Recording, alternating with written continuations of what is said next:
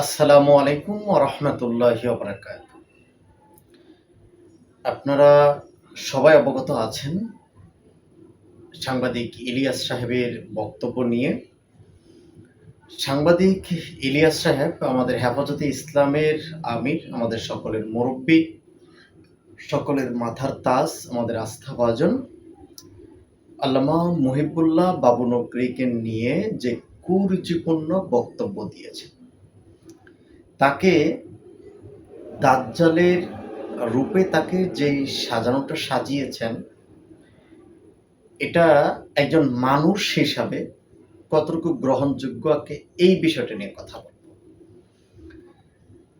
মনে করেন মহিবুল্লাহ বাবুনগরী সাহেব কি করেছেন কি করেন নাই এই ব্যাপারটা পরে আসতেছি, কিন্তু এরকম একজন বয়োজ্যেষ্ঠ মুরব্বী মানুষকে নিয়ে হাজার হাজার লক্ষ লক্ষ আলেমের উস্তাদকে নিয়ে যেই ব্যক্তিটা এরকম কুরুচিপূর্ণ মন্তব্য করবে, তার ছবিকে ব্যঙ্গাত্ম করবে, সে আসলে মানুষ কিনা? না, সে আসলে প্রকৃত মানুষ না। মানুষের মতো তার দুইটা হাত আছে, মানুষের মতো তার দুইটা পা আছে, মানুষের মতো তার দুটি চোখ আছে, একটি মাথা আছে। অবকাঠামোর দিক থেকে সে মানুষ দেখতে হলেও সে প্রকৃত পক্ষে একটি চতুষ্পদ জানোয়ারের চাইতে নিকৃষ্ট। চতুষ্পদ জানোয়ারের ভিতরে গরুও কিন্তু চতুষ্পদ জানোয়ার, ছাগলও চতুষ্পদ জানোয়ার, বাঘ বা সিংহ চতুষ্পদ জানোয়ার। আমি কোন চতুষ্পদ জানোয়ারের কথা বলছি এটাও ক্লিয়ার করি। আমি ওই চতুষ্পদ জানোয়ারের কথা বলছি যেই চতুষ্পদ জানোয়ারটা সকল চতুষ্পদ জানোয়ারের চেয়েও নিকৃষ্ট। এটা হলো কুকুর। কুকুরের ভিতরে আবার পালিত কুকুর যেগুলো, আমি ওইগুলোর কথা বলতেছি না। আমি ওই দিক থেকে আবার ওই কুকুরের কথা বলতেছি যেই কুকুর রাস্তায় থাকে, শুধু ঘেউ ঘেউ ঘেউ ঘেউ করে, যে ডাস্টবিনের খাবার, পচা নোংরা খাবার খায়, যাকে আমরা এলাকার মানুষ পাগলা কুকুর বলি। সেই পাগলা কুকুরের সাথে ইলিয়াসকে তুলনা করা যায়। কারণ মুহিবুল্লাহ বাবুনগরী সম্পর্কে আজ পর্যন্ত যারা সেকুলার দল, বিএনপি সহ যে দলগুলো আছে, আজ পর্যন্ত কেউ কি মুহিবুল্লাহ বাবুনগরী সাহেবকে দাজ্জাল বলে গালি দিয়েছে? না, দেয়নি। বরং দিয়েছে কারা? সাংবাদিক ইলিয়াস। সে কে? এখন তার পরিচয়।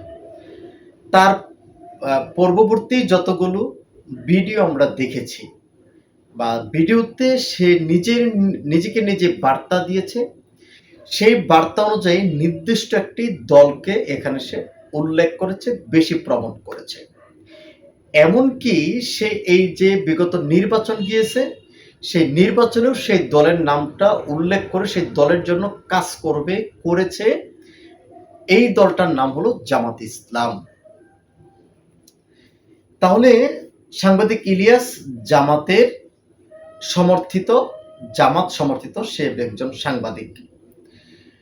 তাহলে জামাত সমর্থিত একজন সাংবাদিকের চিন্তা, তার ভাবনা এত নিচু পর্যায়ে, এত নিকৃষ্ট পর্যায়ে, যেটা সাংবাদিক ইলিয়াসের কথাগুলো শুনলেই বোঝা যায়।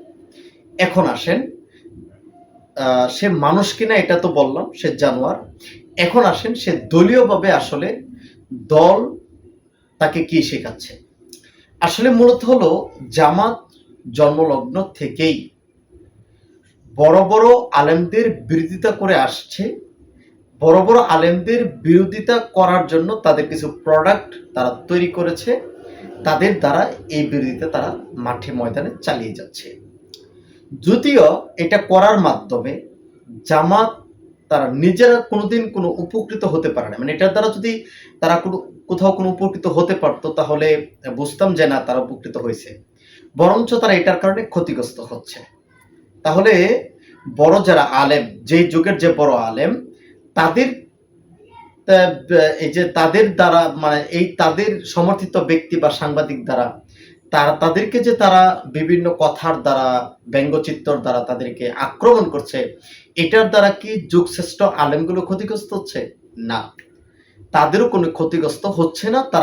তারা তাদের মতোই আল্লাহ তাদেরকে চালিয়ে নিচ্ছেন, বরঞ্চ তাদের মান, তাদের সম্মান, তাদের আস্থা জনগণের কাছে দিন দিন বৃদ্ধি পাচ্ছে। রহিবুল্লাহ বাবুনগরী সাহেবকে নিয়ে সাংবাদিক ইলিয়াস যে কুরুচিপূর্ণ বক্তব্য দিয়েছে, তার ছবি নিয়ে যে ব্যঙ্গাত্মচিত্র তৈরি করেছে, সর্বপ্রথম এটার প্রতিবাদ জানাই, ধিক্কার জানাই।